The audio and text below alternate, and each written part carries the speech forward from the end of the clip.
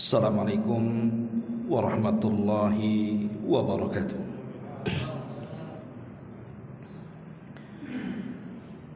Alhamdulillah, alhamdulillahilladzi hadana lil Islam wa ma kunna linahtadiya laula an hadanallah. Asyhadu an la ilaha illallah wahdahu rabbi la syarika lah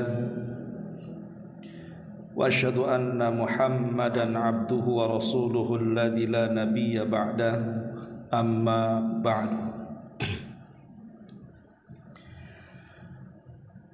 Ma'asyiral muslimin wal muslimat rahimakumullah. Alhamdulillah, di malam hari ini kita masih diberikan nikmat oleh Allah Subhanahu wa taala bisa berkumpul untuk bertalabul ilmi di Masjid Muhajirin. Salawat dan juga salam tetap kita hadiahkan kepada Rasul kita Nabi besar Muhammad sallallahu alaihi wa ala alihi wasallam. Pembahasan di malam hari ini kita akan membahas satu buah hadis yang tercantum di dalamnya 7 perkara yang merusak sendi-sendi kehidupan manusia. Hadis ini dikeluarkan oleh Imam Al-Bukhari dan Muslim, di mana Nabi sallallahu alaihi wasallam bersabda, ijtanibu sab'al mubiqat. Kata Rasul, jauhilah oleh kalian 7 dosa yang akan membinasakan, 7 dosa yang akan menghancurkan, baik menghancurkan nilai-nilai iman ataupun nilai-nilai akidah, menghancurkan seluruh amalan-amalan yang sudah kita lakukan, bahkan boleh jadi menghancurkan tatanan kehidupan yang ada di masyarakat. Artinya bahwa 7 perkara ini sangat berbahaya sekali karena menghancurkan segalanya. Kemudian para sahabat Nabi sallallahu alaihi wasallam berkata, qulna ya Rasulullah wa ma hunna. Para sahabat mengatakan, wahai Rasul, apa saja dosa-dosa yang membinasakan itu? Qala, maka Nabi sallallahu alaihi wasallam bersabda, yang pertama asyirku billah, kesyirikan kepada Allah Subhanahu wa taala. Kemudian yang kedua wasihru, perbuatan sihir. Kemudian yang ketiga wa qatlun nafsil lati harramallahu illa bil haqq, membunuh jiwa yang telah Allah haramkan melainkan dengan sebab yang benar. Kemudian yang keempat wa aklur riba, memakan riba. Kemudian yang kelima wa aklu malil yatim, memakan harta anak yatim. Kemudian yang keenam wa tawalli yaumaz zahfi, lari dari pertempuran. Dan yang terakhir wa qadhful muhsanatil ghafilatil mu'minat, menuduh wanita yang beriman lagi suci dan menjaga kehormatannya dengan tuduhan bahwa dia berbuat zina.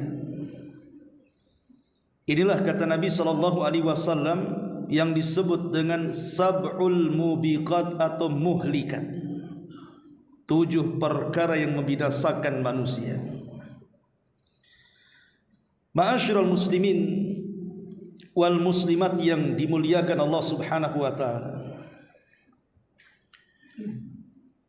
kita tahu bahwa Islam datang dengan membawa agama kesempurnaan. dan juga datang dengan agama yang membawa kemaslahatan, baik maslahat untuk individu ataupun masyarakat.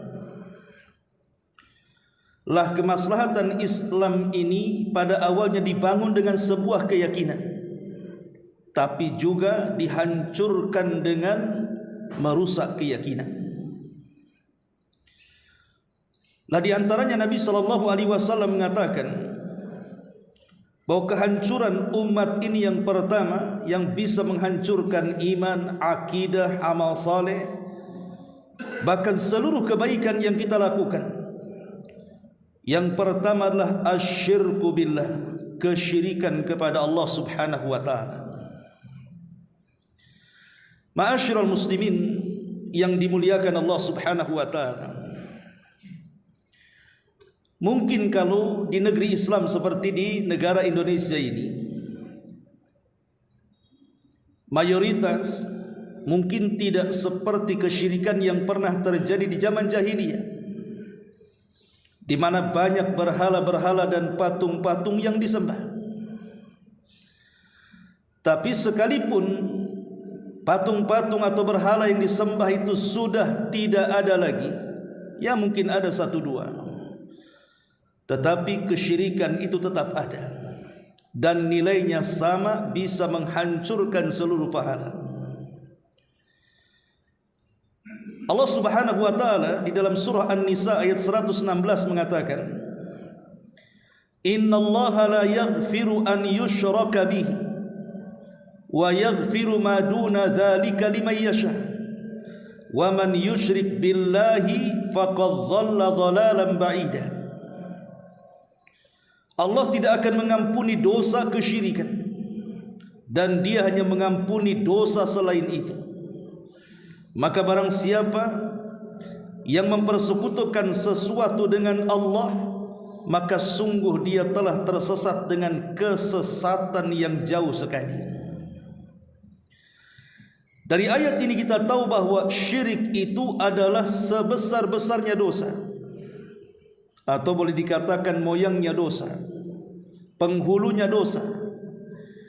Karena inilah satu-satunya dosa yang tidak akan diampuni oleh Allah Subhanahu wa taala. Kenapa? Karena dampak kerusakannya meluas, bisa menghancurkan segalanya. Ma'asyiral muslimin yang dimuliakan Allah Subhanahu wa taala, mungkin dahulu kita kenal ada namanya pemahaman animisme, percaya akan roh-roh yang gaib yang mengatur, menaungi, mengayomi serta mengendalikan kehidupan manusia. Mungkin itu zaman dulu percaya dengan roh-roh. Ataupun keyakinan dinamisme, percaya kepada benda-benda yang memiliki pengaruh. Tetapi kemudian keyakinan-keyakinan ini, ya mungkin sebagian kecil masih ada, tapi kebanyakan sudah tidak ada. Karena kesyirikan di zaman sekarang ini lebih modern dibandingkan kesyirikan di zaman dulu. Coba bayangkan musuh-musuh Islam ini, untuk menjauhkan Islam dari agamanya itu, disebar berbagai macam paham kan. Dari paham materialisme umpamanya, orang dicintakan dengan benda, dicintakan dengan akal. Akhirnya kemudian benda lebih tinggi dibandingkan Allah, akal lebih tinggi dibandingkan Allah. Mulai kemudian Allah direndahkan. Kemudian muncul pemahaman sekularisme. Mulai Allah dipisahkan dari manusia, seolah-olah agama itu sendiri, dunia itu sendiri, di mana jangan bicara Allah di pasar karena itu urusan dunia, jangan bicara Allah di kantor karena itu urusan dunia. Berusaha Allah dipisahkan dari urusan dunia. Cukuplah Allah itu ada di masjid, di majelis taklim, dan begitu seterusnya. Akhirnya muncullah paham komunisme yang intinya tidak yakin adanya Allah Subhanahu wa taala. Lah pemahaman-pemahaman seperti inilah yang menjauhkan manusia dari agamanya, sehingga banyak orang yang sadar ataupun tidak jatuh kepada kesyirikan. Nanti kita akan contohkan beberapa kesyirikan-kesyirikan yang terjadi di masyarakat umumnya, dan mereka tidak sadar bahwa sebagiannya itu adalah syirkul akbar, syirik yang mengeluarkan mereka dari Islam. Ma'asyiral muslimin wal muslimat rahimani wa rahimakumullah. Kita tahu bahwa kesyirikan itu secara umum dibagi menjadi dua. Ada yang namanya syirkul akbar, ada namanya syirkul asghar. Syirik besar ini jelas mengeluarkan kita dari Islam. Ketika kita terkeluar dari Islam, maknanya kita kafir. Ketika kita kafir, hancur lebur amalan kita. Dan apabila Allah Subhanahu wa taala memasukkan kita ke dalam neraka, maka kita tidak akan mungkin keluar darinya. Mereka akan dikekalkan di dalamnya. Tapi kalau syirkul asghar tentu berbeda. Dia hanya menghancurkan amalan yang ditempelinya saja. Umpamanya kita sholat duhur dengan sedekah. Saat sholat duhur kita ikhlas, tidak ada rianya, maka sholat kita diterima oleh Allah Subhanahu wa ta'ala. Tapi pas bersedekah, kemudian kita mengharap pujian orang, mengharap orang lain melihat sedekah kita dan membicarakannya, kemudian tertanam sifat riya, maka sedekahnya dihancurkan pahalanya. Jadi syirik kecil ini dia hanya menghancurkan pahala amalan yang ditempelinya saja. Kalau amalan itu tidak ditempeli riya, maka tetap amalan itu diterima oleh Allah Subhanahu wa taala. Dari sini Allah mengatakan dalam surah Al-Kahfi ayat 110, "Faman kana yarju liqa'a rabbih falyamal amalan salihan wa la yusyrik bi ibadati rabbih ahada." Barang siapa mengharap perjumpaan dengan Rabbnya, maka hendaklah dia mengerjakan amalan yang saleh dan janganlah ia mempersekutukan seseorang pun dalam beribadah kepada Rabbnya. Maksudnya di sini dia tidak mempersekutukan dengan seorang pun dalam ibadah kepada Rabbnya, hendaklah tidak menyertai riya dalam amalannya. Karena kalau sudah riya menyertai dalam amalannya, maka Allah mengatakan wa qadimna ila ma amilu min amalin faja'alnahu haba'an manthura. Dan kami hadapi segala amal yang mereka kerjakan, lalu kami jadikan amal itu bagikan debu yang berterbangan. Ma'asyiral muslimin yang dimuliakan Allah Subhanahu wa taala, mari kita lihat contoh-contoh kesyirikan. Di antara contoh-contoh kesyirikan di masyarakat adalah menyembelih kepada selain Allah. Misalnya menyembelih untuk jin. Itu biasanya zaman dulu, nggak tahu apa masih ada zaman sekarang, itu kalau membuat jembatan, padahal jembatannya sudah kokoh tuh, tapi ada keyakinan kalau belum ada korban untuk jembatan ini, maka takut satu hari akan ambruk. Akhirnya kemudian menyembelihlah dengan seekor kerbau atau kambing, kemudian kepalanya ditanam. Kan zaman dulu seperti itu. Dan ini kesyirikan. Ngapain kemudian kepala kerbau ditanam di jembatan? Bagus kepala kerbau disop, kan gitu. Kita bisa makan. Ngapain pula dibuang-buang di situ? Atau zaman dulu masih ingat saya, kalau orang membangun rumah itu biasanya menyembelih ayam tuh, warna hitam gitu ya. Ya sama juga itu sebagai tumbal supaya rumahnya itu kokoh, tidak mudah kemudian dihempas dengan angin, dengan badai dan begitu seterusnya. Lah ini jenis-jenis kesyirikan. Ataupun kita pernah mendengar dulu waktu di Surabaya kan, lumpur lapindo tuh, dilempar satu kambing supaya mampet katanya. Apa urusan kambing dengan lumpur? Lah dari sini ikhwatu fillah muliakan Allah Subhanahu wa taala, keyakinan seperti ini menyembelih kepada selain Allah Azza wa Jal adalah syirkul akbar. Kenapa? Karena Nabi SAW mengatakan, man dzabaha li ghairillahi faqad asyrak. Siapapun yang menyembelih bukan karena Allah, maka dia telah melakukan kesyirikan. Seperti menyembelih binatang untuk pantai-pantai yang ada di laut selatan sana, atau di kawah-kawah atau maka itu semua jenis kesyirikan yang terjadi di masyarakat. Ini satu contoh. Kemudian contoh yang lain, seseorang kemudian berdoa kepada selain Allah Subhanahu wa taala. Dan ini yang banyak, dan ini yang paling bahaya. Karena doa itu hakikatnya ketundukan kita kepada Allah Subhanahu wa taala. Kita merendahkan diri kepada Allah Azza wa Jalla dengan cara berdoa. Karena doa itu adalah ibadah, sebagaimana Rasul mengatakan ad-du'a huwal ibadah. Doa itu ibadah.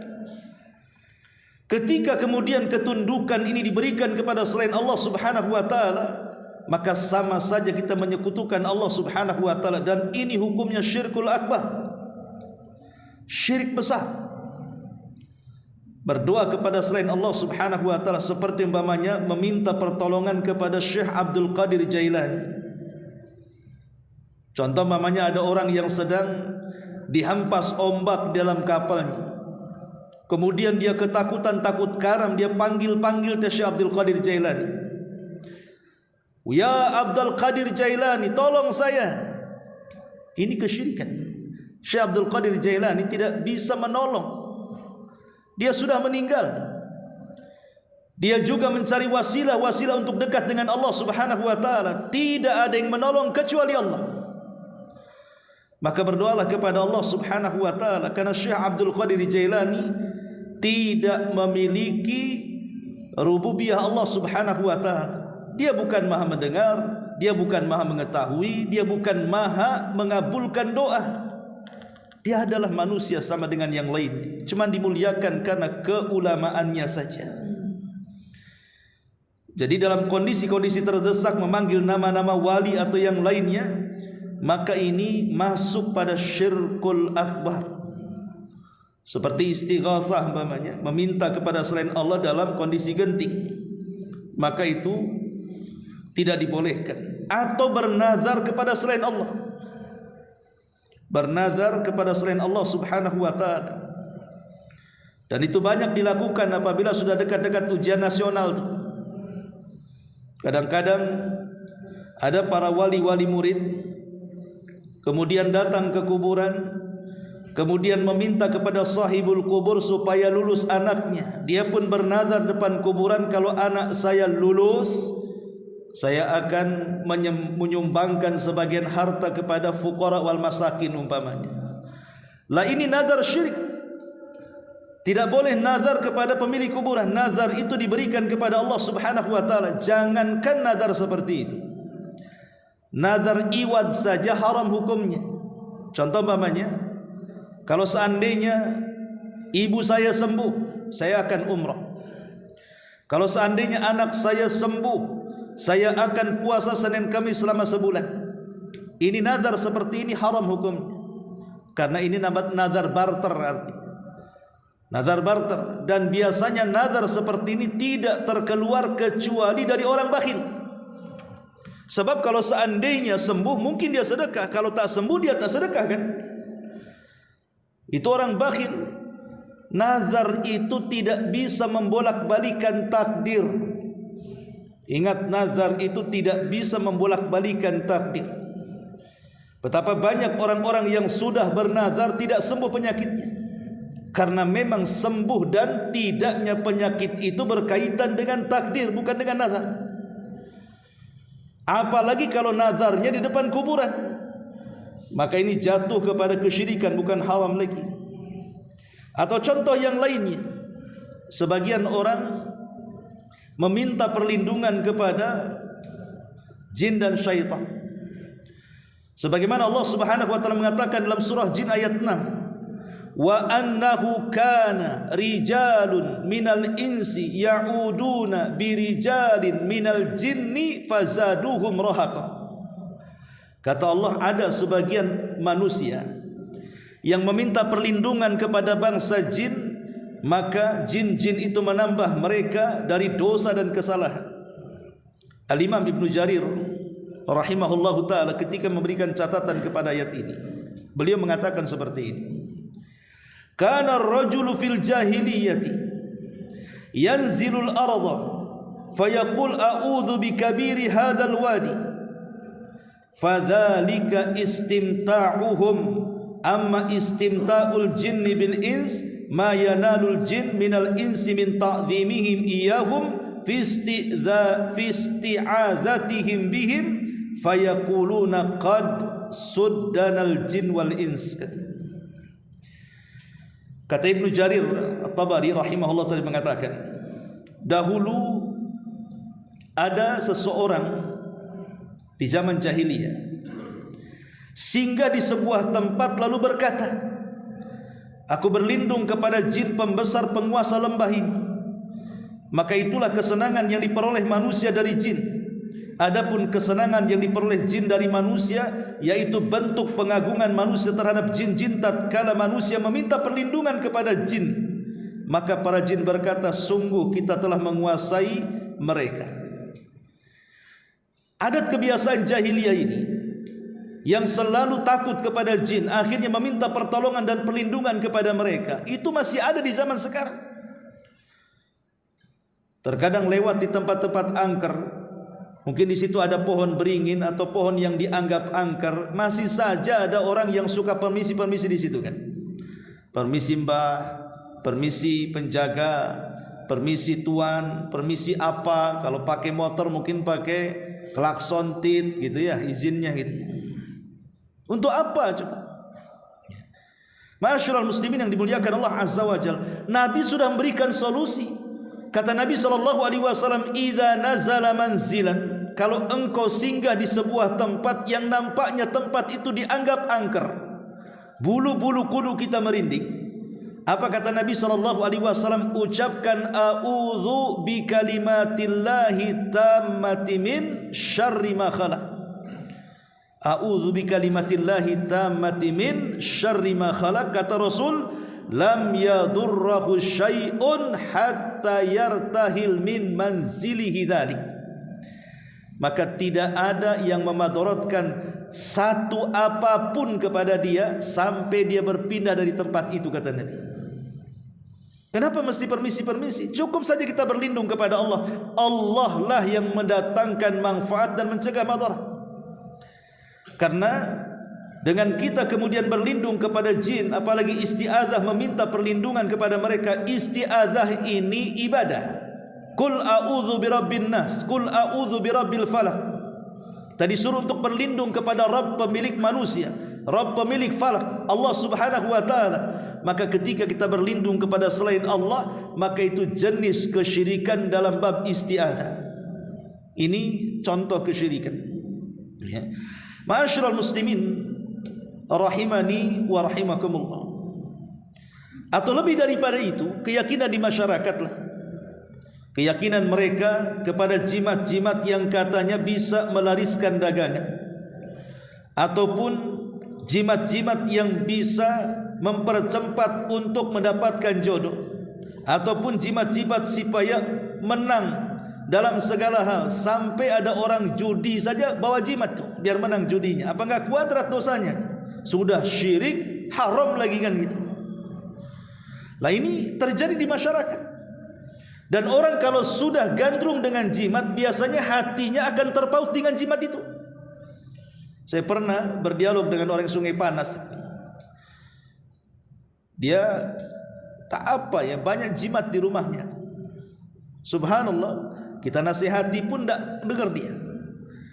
Dan dia mengatakan, saya sudah membuktikan gitu, bahwa jimat ini memang untuk keberuntungan saya. Berapa kali saya mau celaka tak jadi gitu. Berapa kali saya mau bangkrut ada yang nolong gara-gara jimat ini. Lihat, betul kata Nabi SAW, man ta'allaqa syai'an wukila ilaihi. Barang siapa yang menggantungkan jimat, maka hatinya akan dipautkan kepada jimat itu.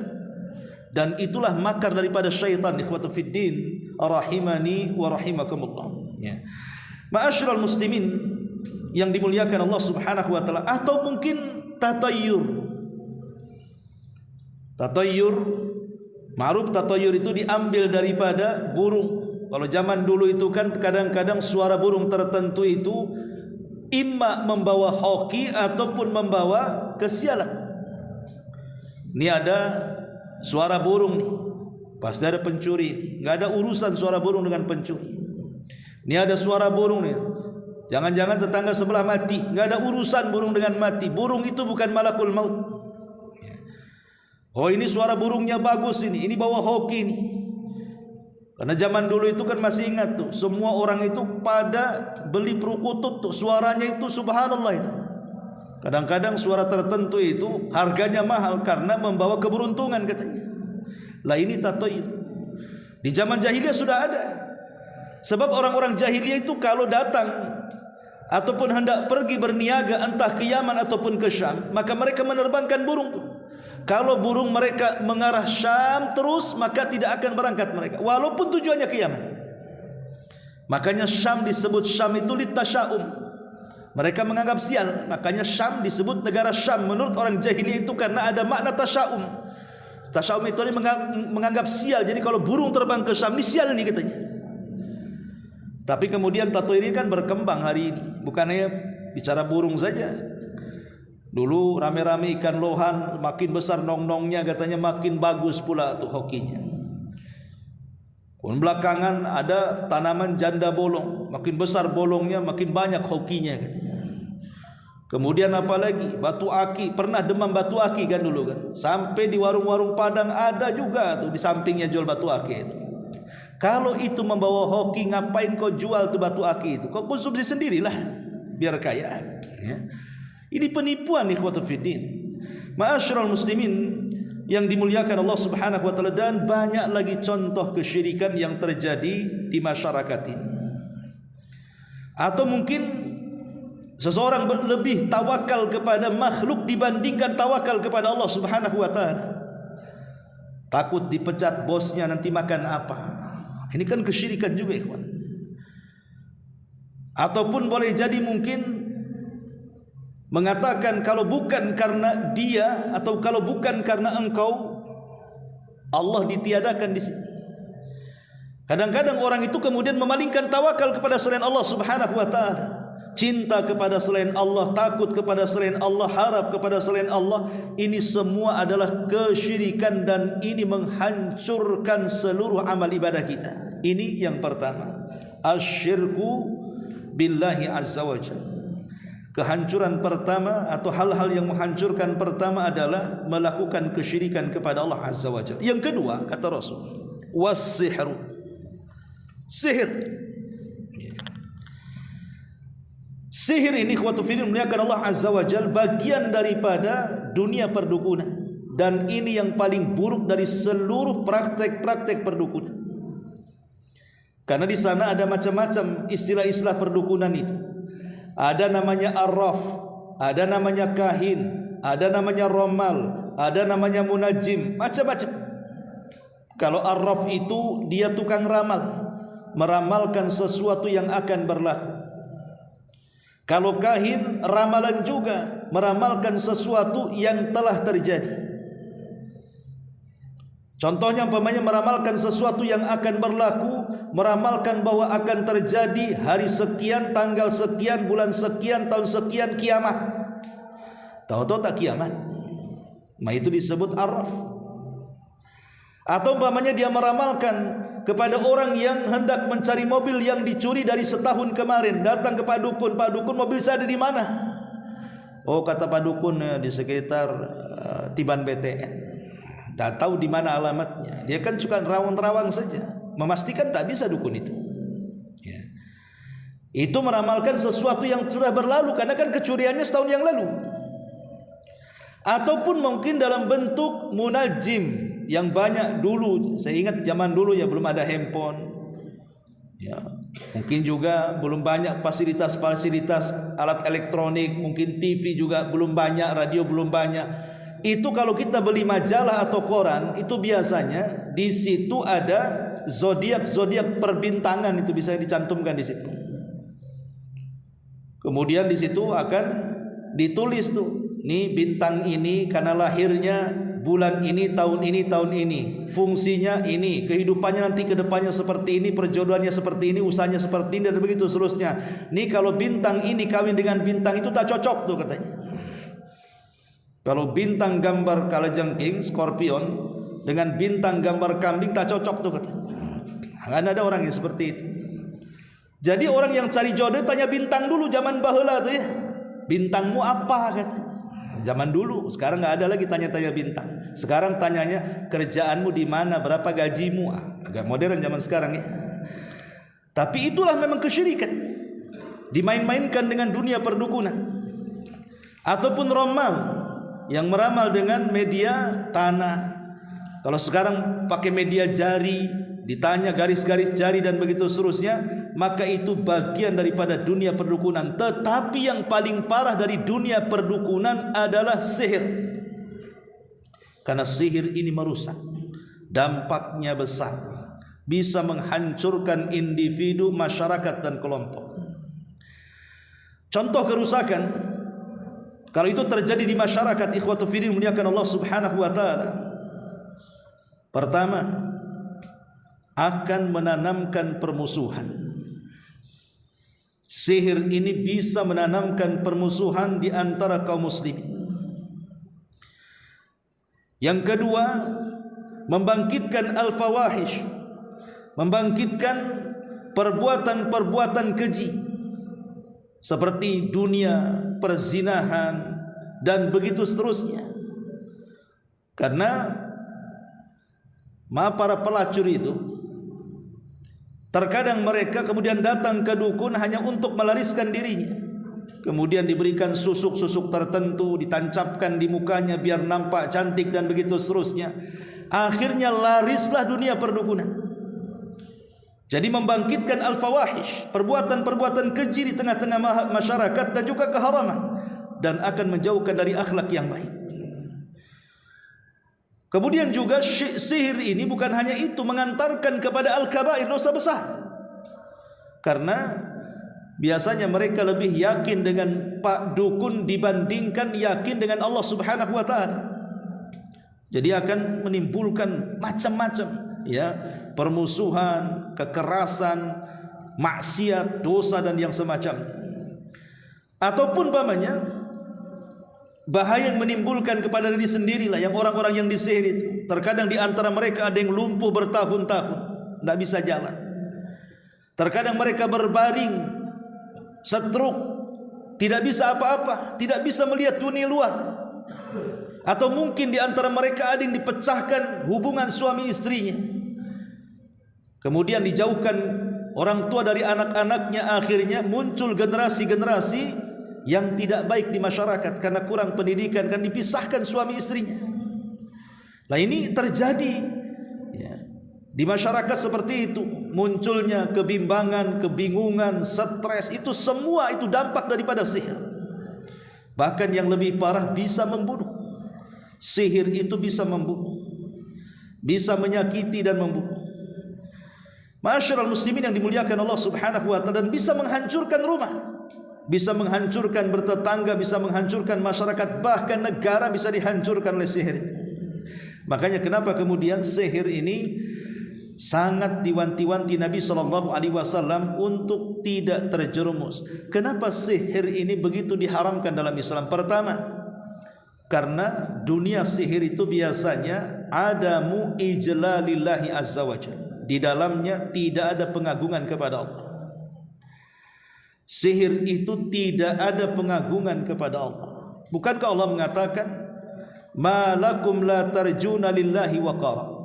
Kenapa kalian tidak mengagungkan Allah dengan sebenar-benar pengagungan? Karena biasanya orang-orang yang datang ke tukang-tukang sihir itu, mereka lebih yakin kepada tukang sihir dibandingkan Allah Subhanahu wa taala. Tidak yakin dengan Allah. Ini yang pertama. Yang kedua, sihir ini itu bisa melunturkan keyakinan kita tentang qada dan qadar Allah Subhanahu wa taala. Qatu fil muliakan Allah azza wa jalla, dunia ini tempat kita diuji. Entah diuji dari sedikit ketakutan, masa depan yang tidak jelas, akhirnya kita takut nasib kita, nasib anak kita, nasib usaha kita, dan begitu seterusnya. Atau boleh jadi diuji dengan kesulitan ekonomi, atau diuji dengan kesehatan, atau diuji dengan kekurangan buah-buahan, atau diuji dengan kematian, dan begitu seterusnya. Dunia ini tempat ujian. Kita disuruh bersabar kepada Allah Azza wa Jalla. Tapi ada orang-orang yang tidak yakin dengan qada dan qadar. Akhirnya mereka datang ke dukun, kan? Supaya dukun ini bisa melepaskan dari ujian-ujian itu. Dukun loh tidak bisa melepaskan ujian kita. Kalau Allah sudah menguji kita, tidak mungkin ujian diangkat kecuali zat yang menurunkan ujian. Dukun loh tidak bisa memberikan kekayaan kepada kita, tidak bisa menyembuhkan penyakit kita, tidak bisa mencarikan jodoh untuk kita, dan begitu seterusnya. Karena itu hak mutlak milik Allah Subhanahu wa ta'ala. Yang namanya jodoh, yang namanya kaya, miskin, meninggal, hidup, itu semua di tangan Allah Subhanahu wa ta'ala. Jadi intinya dunia sihir dan perdukunan itu melunturkan keyakinan kepada qada dan qadar Allah Azza wa Jalla. Yang ketiga, menghilangkan tawakal. Dunia sihir ini menghilangkan tawakal dan keyakinan kita kepada Allah Subhanahu wa ta'ala. Allah mengatakan, kun lan yusibana illa ma kataballahu lana huwa maulana wa 'alallahi falyatawakkalul mu'min. Katakan, tidak ada musibah yang menimpa kita kecuali semua sudah dicatat Allah di Lauhil Mahfuz. Dialah zat yang telah melindungi kita, maka kewajiban bagi seorang mukmin bertawakallah kepada Allah Subhanahu wa ta'ala, kata Allah. Artinya musibah yang Allah berikan itu murni datang dari Allah. Boleh jadi sifatnya Allah mau mengangkat derajat kita, boleh jadi sifatnya Allah mau menghapuskan dosa-dosa kita, boleh jadi sifatnya mungkin Allah Subhanahu wa ta'ala hendak menegur kita. Tapi ada orang yang tidak tahan ujian, datang ke dukun, dan mengatakan, saya sudah sakit bertahun-tahun, wahai Pak Dukun tolong sembuhkan saya. Akhirnya dia kena tipu, penyakit pula tak hilang, uang pula habis. Itulah pebodohan namanya. Kemudian yang keempat, ta'alluqul qalbi bil khurafati wal asatir. Maka hati seseorang itu akan dikaitkan dengan perkara-perkara yang bersifat khurafat atau bersifat dongeng-dongeng yang tidak jelas. Karena dunia perdukunan, sihir dan yang semacamnya itu identik dengan khurafat, kan? Ngomong macam-macam tidak jelas. Terkadang orang-orang yang datang pada sakit kepala, dia minum bodrek sudah sembuh, tapi kalau datang ke dukun itu ceritanya lain. Oh, kamu kena sihir, ini jin yang masuk ke kepalamu ada 16. Oh, kamu harus nyembelih ini. Boleh nggak saya pindah penyakit muka ayam? Macam-macam dia, ya.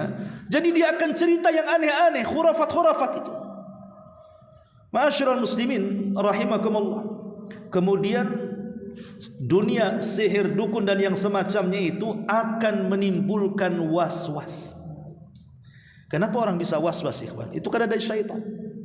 Setanlah yang membuat kita was-was. Dan was-was yang paling besar ketika setan datang kepada kita, kemudian menghayalkan tentang beberapa pertanyaan. Siapa yang menciptakan langit? Kita jawab Allah. Siapa yang menciptakan bumi? Kita jawab Allah. Siapa yang menciptakan alam semesta? Kita jawab Allah. Sampai ketika mentok pertanyaan itu, muncullah dalam otak kita, lalu siapa yang menciptakan Allah? Nah, ini bahaya, ya. Kalau sudah sampai hayalan kita terbayang siapa lalu yang menciptakan Allah, maka Nabi SAW mengatakan, falyasta'idz billahi minasyaitonir rajim. Segeralah kita beristiadzah kepada Allah Subhanahu wa ta'ala. Dalam riwayat, falyaqul amanna billah, katakan aku beriman kepada Allah Azza wa Jalla. Itu yang paling besar itu nanti was-was itu. Nanti dalam ibadah juga masuk tuh. Ada orang takbiratul ihram tak jadi-jadi, 100 kali takbiratul ihram baru mantap. Ada orang yang berwudu menghabiskan air 1 bak mandi habis karena was-was. Bolak-balik saja dia ke kamar mandi. Ada orang yang dihinggapi was-was seperti itu, dan itu semua dari syaitan.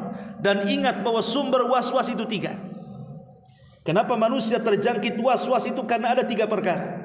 Pertama karena jahil. Orang jahil itu pasti was-was. Kalau dia punya ilmu, dia tahu tentang ilmu solat, ilmu wudu, ilmu akidah, insya Allah tidak akan ada was-was. Yang kedua, karena ziyadatul iman, bertambah iman. Terkadang setan datang ngasih was-was. Loh, kenapa tambah iman jadi was-was? Ya, contoh umpamanya ada orang yang dulunya jahat kemudian hijrah.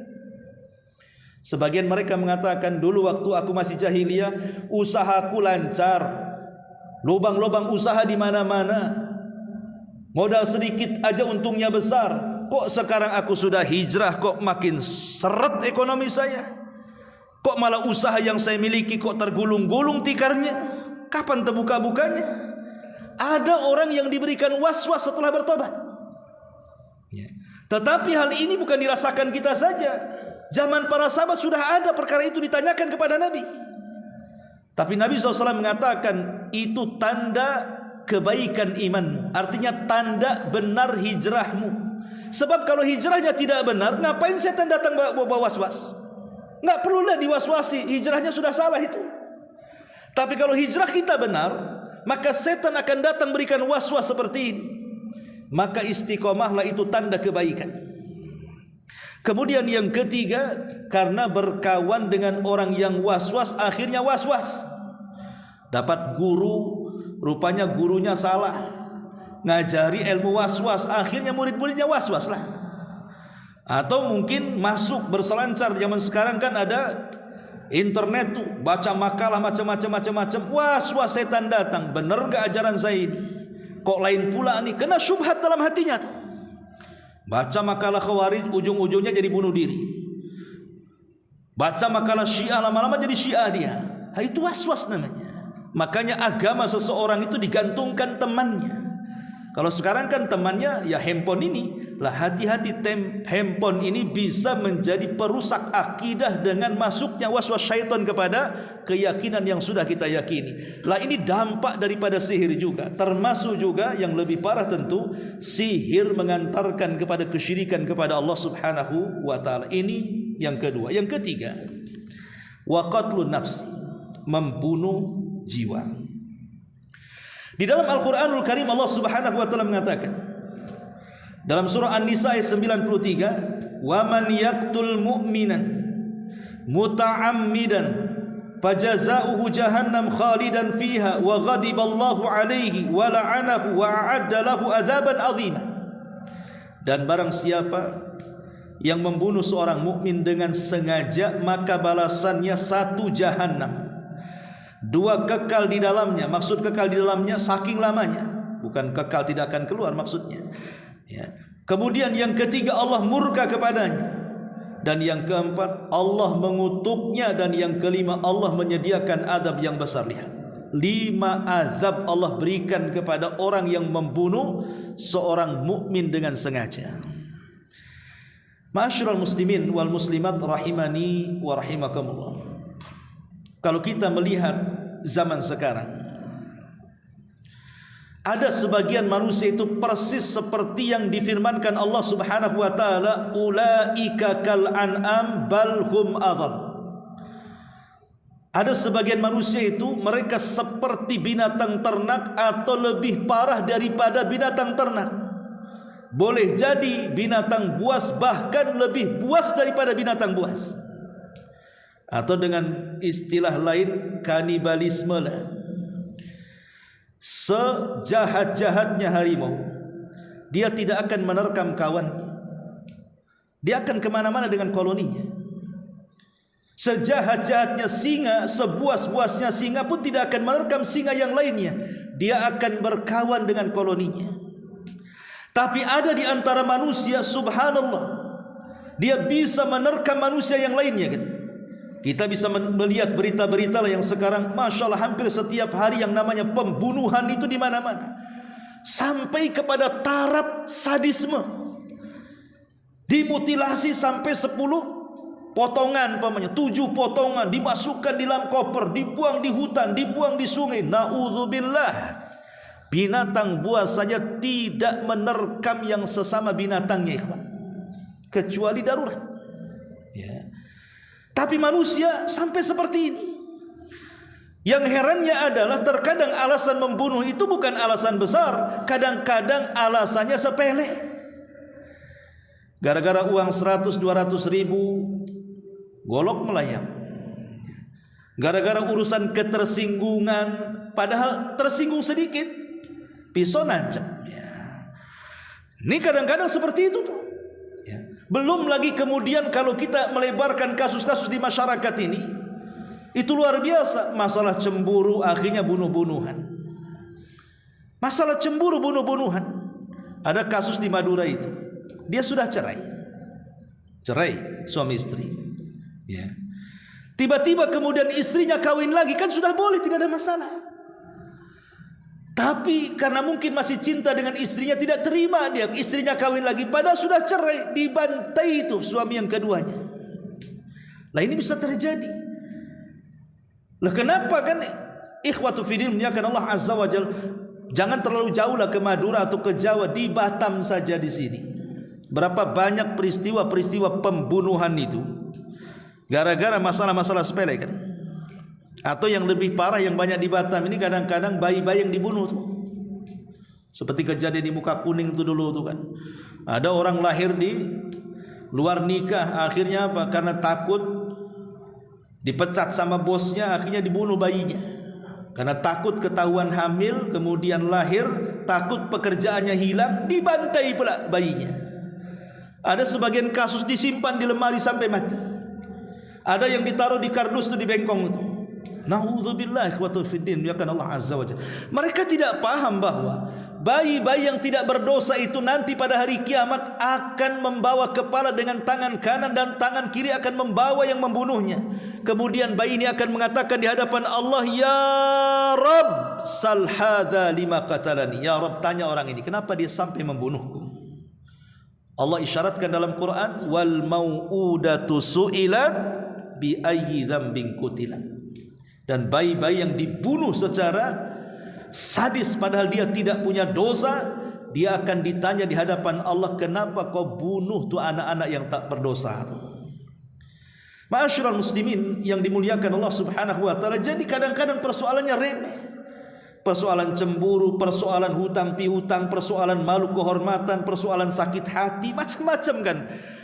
Tapi yang jelas ikhwatu fiddin, bahwa Islam ini agama yang menghormati hak-hak hidup bagi manusia. Ingat, Islam ini agama yang menghormati hak-hak hidup manusia. Makanya kenapa Islam datang dengan membawa 5 perkara. Salah satunya hifdun nafsi, menjaga jiwa. Sampai Nabi SAW mengatakan, innama amwalukum, inna dima'akum wa amwalukum wa a'radakum haramun ka hurmati yaumikum hadza, kata Rasul. Ingat, darah-darah kalian, harta kalian, kehormatan kalian haram bagi kalian untuk ditumpahkan. Karena Islam itu menghormati hak hidup manusia. Jangankan sesama muslim, dengan orang kafir saja kita dilarang untuk membunuh dan mengambil nyawa mereka. Kata Nabi SAW, man qatala mu'ahidan lam yarih raihatal jannah. Siapa yang membunuh kafir mu'ahid, maka dia tidak akan mencium bau surga. Dalam riwayat, man qatala mu'ahidan fi ghairi kun'ihi harramallahu alaihil jannah. Siapa yang membunuh kafir mu'ahid atau kafir dhimmi padahal belum waktunya dia bunuh, belum waktunya dia harus dibunuh, maka Allah haramkan padanya surga. Itu yang di luar keyakinan kita sesama antar umat beragama kan begitu. Apalagi yang dibunuh itu sesama kita yang beragama Islam. Maka lebih dahsyat lagi ikhwatu fiddin dosanya.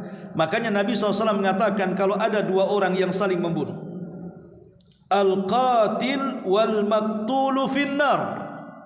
Orang yang membunuh masuk neraka, orang yang dibunuh masuk neraka, dua-duanya masuk neraka. Jadi sahabat bertanya Rasul, kalau orang yang membunuh masuk neraka wajarlah, lah orang yang dibunuh masuk neraka ini gimana ceritanya? Maka Rasul mengatakan, ya karena dalam hati orang yang dibunuh itu sudah ada niat membunuh juga, cuman apes dia kebunuh saja. Ya. Kalau dia tidak terbunuh, tentu dia yang membunuh. Makanya Rasul mengatakan dua-duanya di neraka. Ma'asyiral muslimin yang dimuliakan Allah Azza wa Jalla. Kemudian juga yang selanjutnya, yang keempat, aklur riba, dosa makan riba. Ma'asyiral muslimin yang dimuliakan Allah Azza wa Jalla, Islam ini dibangun di atas ta'awun 'alal birri wat taqwa. Allah mengatakan wa ta'awanu 'alal birri wat taqwa. Tolong menolonglah kalian di atas perbuatan baik dan ketakwaan. Itu asas Islam. Kita harus tolong menolong di atas perbuatan baik dan ketakwaan. Dan Islam juga ditopang dengan saling mencintai saudaranya dengan saudara yang lainnya. Kata Nabi SAW, la yu'minu ahadukum hatta yuhibba li akhihi ma yuhibbu li nafsi. Tidak dikatakan sempurna iman seseorang sampai mencintai saudaranya seperti mencintai dirinya sendiri. Kenapa saya katakan seperti ini? Karena praktek riba itu ikhwatu fiddin. Kalau ada orang hutang piutang, itu terkadang alasannya itu nolong, padahal dia ngemplak. Ya kan?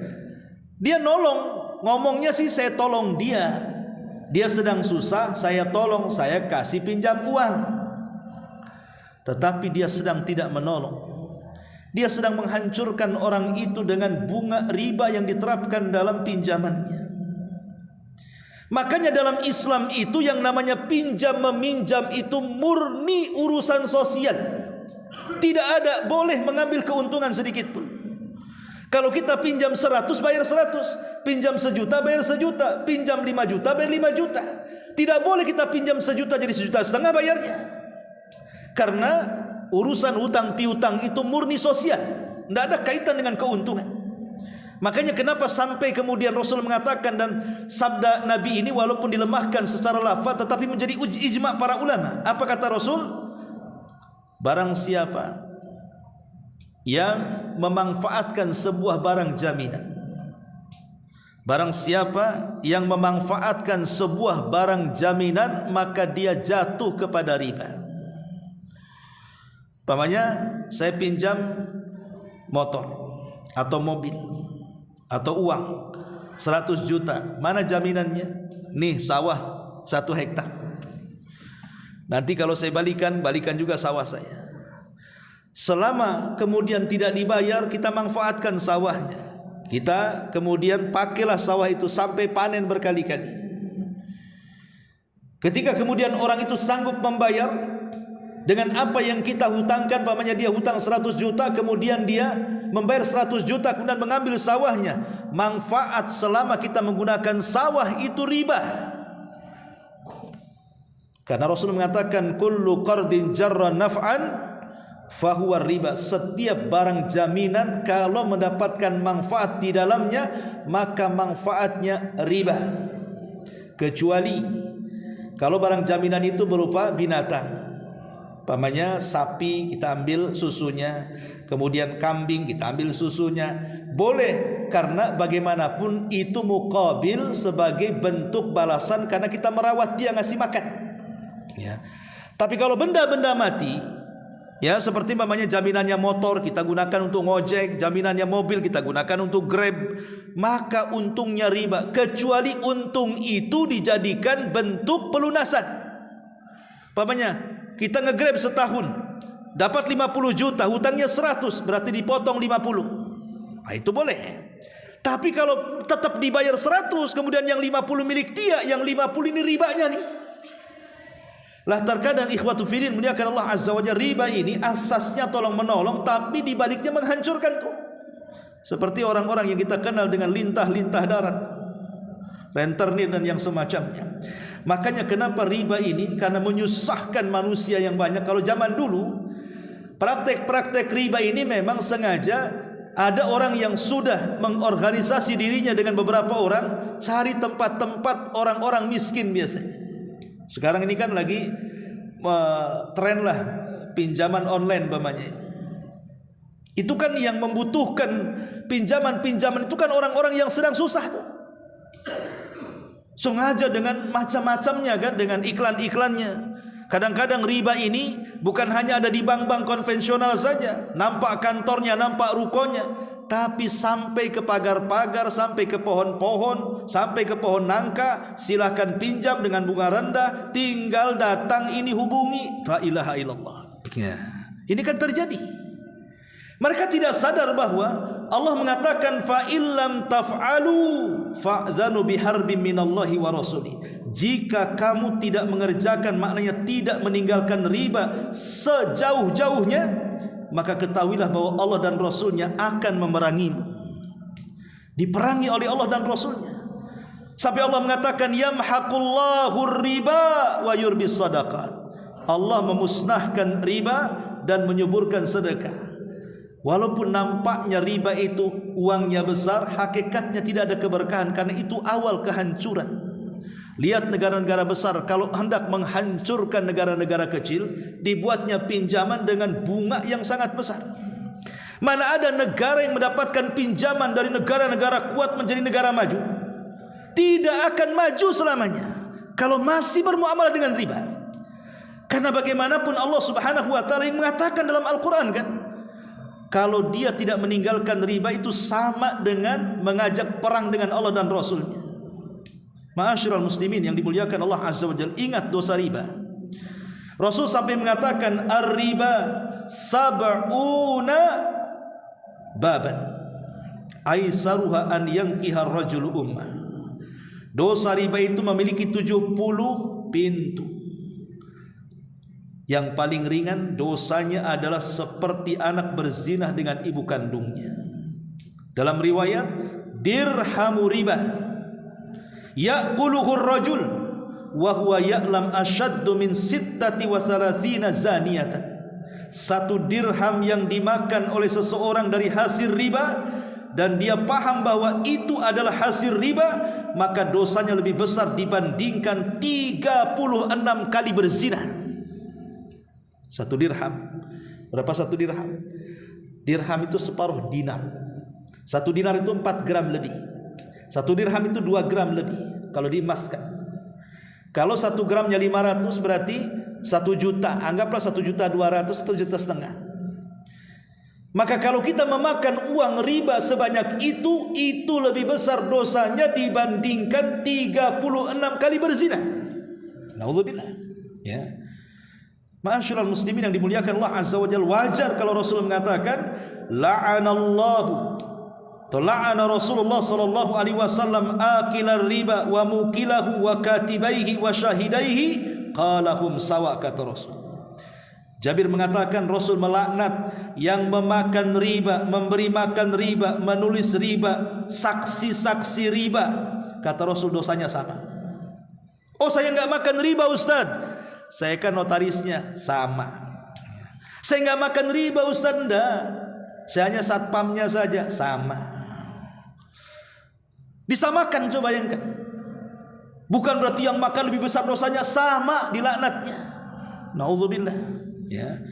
Makanya kenapa Nabi SAW sangat keras tentang hal ini, sampai-sampai Nabi menjelaskan bagaimana pemakan riba itu akan dibangkitkan di kuburan mereka seperti orang gila, oyong seperti orang disambar setan.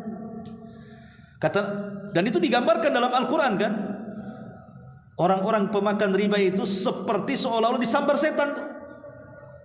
Nah, ini hal-hal yang harus dipahami. Di dunia saja sudah tidak berkah, macam mana pula di akhirat yang dikatakan la yakumuna illa kama yakumu kama yakumul ladzi yatakhabbathu syaitanu minal mas. Pemakan riba ini kelak pada hari kiamat mereka tidak akan dibangkitkan kecuali dalam keadaan gila seperti disambar setan. Ini yang keempat. Kemudian yang kelima, karena waktu juga, akilu malil yatim, memakan harta anak yatim. Ma'asyiral muslimin yang dimuliakan Allah Subhanahu wa taala, kewajiban kita dalam Islam adalah menyayangi anak yatim. Sebab kalau anak yatim tidak kita sayangi, kemudian dia tumbuh besar dan dewasa, kemudian menjadi anak nakal, maka akan tertanam dendam dalam hati kepada orang-orang yang tidak menyayangi di sekitarnya. Dan ini akan merusak masyarakat. Kalau ada satu anak yatim, satu desa tidak sayang dengan dia, tidak membantu dia, tidak mengkafil dia, kemudian anak ini tumbuh besar dan menjadi jahat, maka dia akan berbuat jahat kepada orang di sekitarnya. Itulah kalau kita tidak memperhatikan anak yatim, rusak masyarakat ini. Makanya kenapa Nabi SAW sangat sayang dengan anak yatim, karena dia juga yatim. Nabi itu ketika di kandungan ibunya 6 bulan, ayahnya meninggal. Ketika usianya 6 tahun, ibunya meninggal, dan dia menjadi yatimnya anak yatim. Makanya wajar setelah Nabi SAW tumbuh menjadi dewasa dan besar dan diangkat menjadi Nabi, dia adalah orang yang paling sayang dengan anak yatim.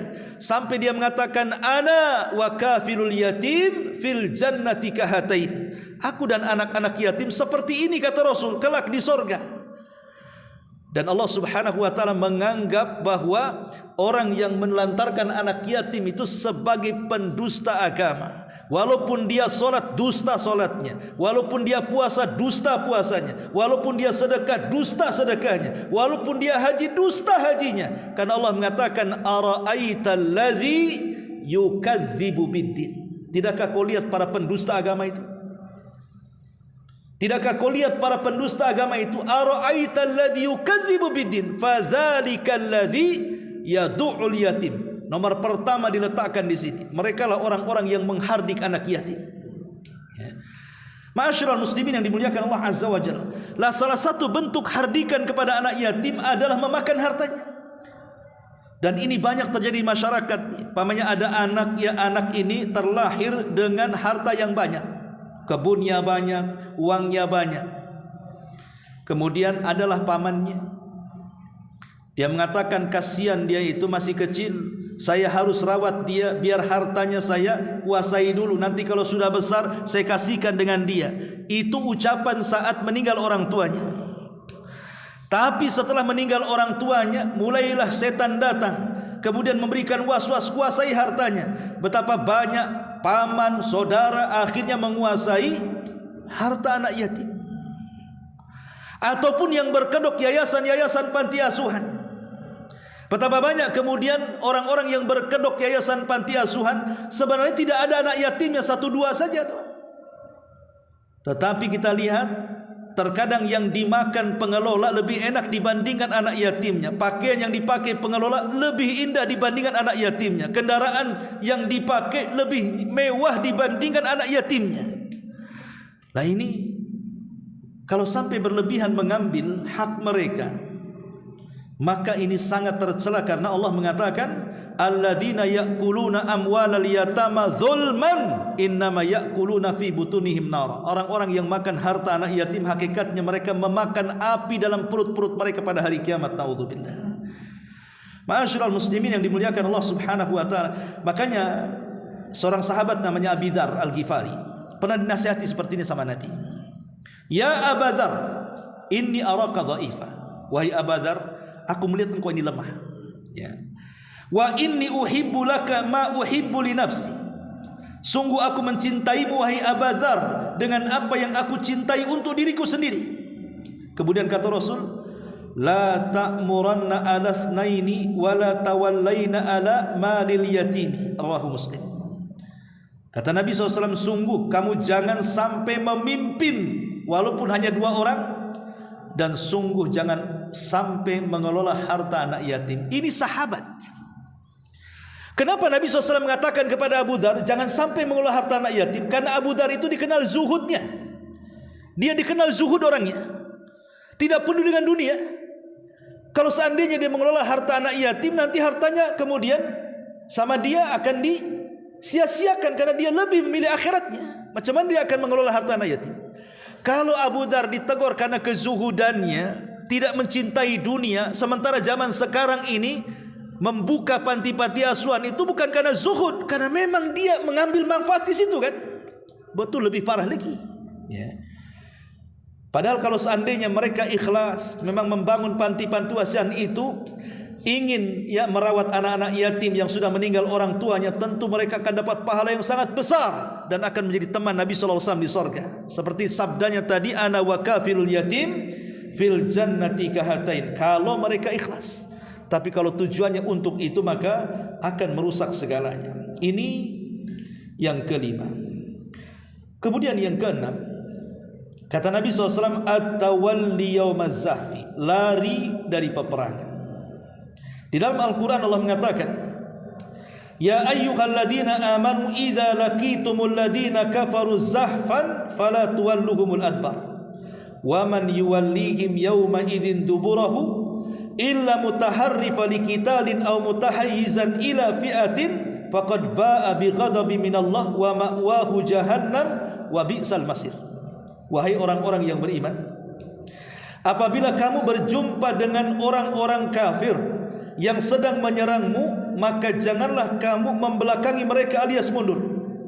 Barang siapa yang membelakangi mereka mundur di waktu itu kecuali berbelok untuk siasat perang atau hendak menggabungkan diri dengan pasukan lain, maka sungguh orang itu kembali dengan membawa murka Allah, tempatnya neraka jahanam dan amat buruk tempat kembalinya. Lari dari peperangan adalah sebuah pengkhianatan. Pengkhianatan dari aturan-aturan jihad.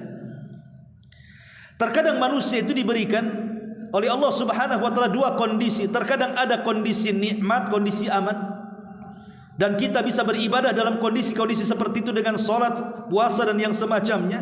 Terkadang Allah memberikan kepada kita kondisi sulit di mana di situ ada perintah jihad.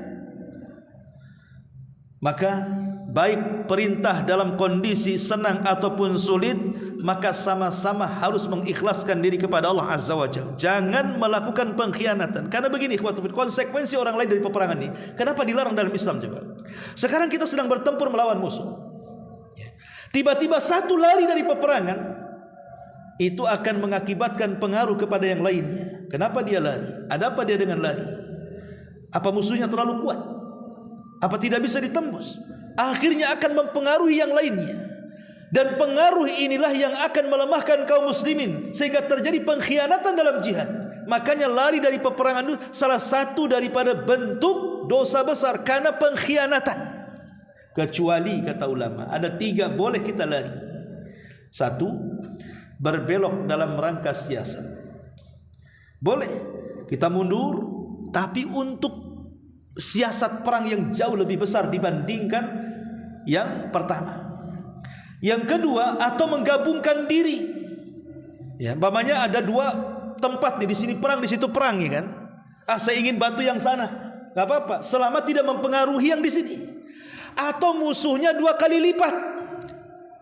Makanya Allah Subhanahu wa taala mengatakan, al-ana khaffafallahu ankum wa alima anna fikum dha'fa. Fa iyyakum mi'atun sabiratun yaghlibu mi'atain wa iyyakum minkum alfun yaghlibu alfain biidznillah wallahu ma'as sabirin. Sekarang Allah telah meringankan kepadamu. Dia tidak mengetahui bahwa kamu ada kelemahan. Maka jika di antaramu memiliki 100 orang yang bersabar, niscaya mereka akan dapat mengalahkan 200. Atau jika di antara kamu 1000, maka mereka akan mengalahkan 2000. Ayat ini menunjukkan kalau dulu 1 lawan 5 nggak boleh lari, 1 lawan 10 nggak boleh lari. Tapi Allah tahu bahwa kekuatan kaum muslimin terbatas, akhirnya diringankan. Jadi kalau lawan kita 1 lawan 2, ya, 1 lawan 2, 2 kali lipat, ya, maka kita tidak boleh lari. Tapi kalau sudah lebih daripada lipatan itu, maka kita boleh lari. Ya. Jadi kalau umpamanya yang dihadapinya kita 100, mereka 200, tidak boleh lari. Tapi kalau kita 100, mereka 300, boleh lari. Itu maksudnya. Karena tidak seimbang. Itu dibolehkan dalam kondisi seperti ini. Nah, tapi faedahnya bahwa kenapa kemudian Islam melarang kita lari dari pertempuran? Karena ini bentuk pengkhianatan, melemahkan kaum muslimin. Dan yang terakhir adalah qadful muhsanatil mu'minatil ghafilat, menuduh wanita yang baik-baik yang tidak tahu apa-apa dituduh berzina. Seperti mamanya kisah Ummul Mukminin Aisyah radhiyallahu anha, dituduh oleh orang-orang munafik berzina dengan Safwan ibn Mu'attil. Turun surah An-Nisa. Allah Subhanahu wa taala berfirman, "Walladzina yarmunal muhsanati thumma lam ya'tu bi arba'ati syuhada fajliduhum 80 jalda wa la taqbalu lahum syahadatan abada ulaika humul fasiqun." Dan orang-orang yang menuduh wanita yang baik-baik dan mereka tidak mendatangkan 4 saksi, maka pukullah mereka 80 cambukan, dan janganlah kamu terima persaksian mereka selamanya, dan mereka itu orang-orang yang fasik. Dalam ayat yang lain, innal ladzina yarmunal muhsanatil ghafilatil mu'minat lu'inu fid dunya wal akhirah walahum adzabun adzim. Sesungguhnya orang-orang yang menuduh wanita baik-baik yang beriman, maka mereka dilaknat di dunia dan akhirat, dan bagi mereka azab yang sangat besar. Dan ini biasanya terjadi pada suami istri. Pada suami istri biasanya terjadi, di mana mungkin salah satu dari pasangan itu menuduh selingkuh yang lainnya. Maka tidak bisa dalam Islam itu tuduh menuduh itu kecuali dengan bukti. Contoh bukti mamanya, antum keluar dari rumah kerja setahun atau 2 tahun, tiba-tiba istri hamil. Ini hamil dari mana? Itu ada bukti kan? Saya sudah 2 tahun safar, kemudian pulang kok hamil. Ini siapa, bayi siapa ini? Itu bukti namanya. Karena saya tidak pernah menggauli dia. Tapi kalau seandainya hari-hari kita di rumah, hari-hari kita bergaul dengan dia, hari-hari kita kemudian juga menggauli istri kita, kemudian hamil, kita kata ini anak siapa? Oh, tiap malam kau yang gauli, kok nanya pula anak siapa? Ya. Jadi ini kadang-kadang kalau tidak ada bukti, maka tidak boleh. Jangankan itu, kita punya tetangga nih, ada perempuan, zahirnya sih ya mungkin tampilan perempuan remang-remang, perempuan gelap-gelap nggak jelas gitu. Dia pergi pagi, pergi sore, pulang pagi. Kemudian kita katakan pezina, itu boleh? Nggak boleh. Walaupun kita mungkin melihat, gimana Ustaz nggak dikatakan dia wanita pezina? Dia keluar jam 8 malam, pagi, kemudian pulang, tampilannya pun kayak gitu. Dalam Islam tetap kita harus berhusnudzon kepada Allah.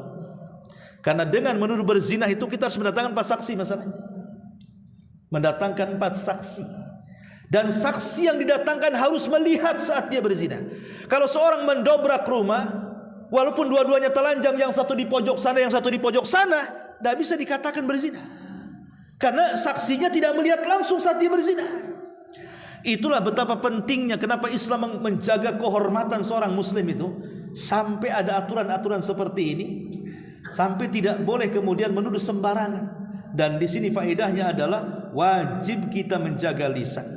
Wajib kita menjaga lisan untuk tidak mudah menuduh-nuduh manusia dengan sembarang, karena satu kalimat yang membuat Allah murka itu sudah mencukupkan menjungkir balikan kita ke dalam jahanam sejauh barat dan timur. Naudzubillah, summa naudzubillah. Wallahu a'lam bishawab. Ini yang bisa saya sampaikan, mudah-mudahan ada manfaatnya. Afwan terlalu lama. Subhanaka bihamdika asyhadu an la ilaha illa anta astaghfiruka wa atubu ilaik. Allahu taala alam. Assalamualaikum warahmatullahi wabarakatuh.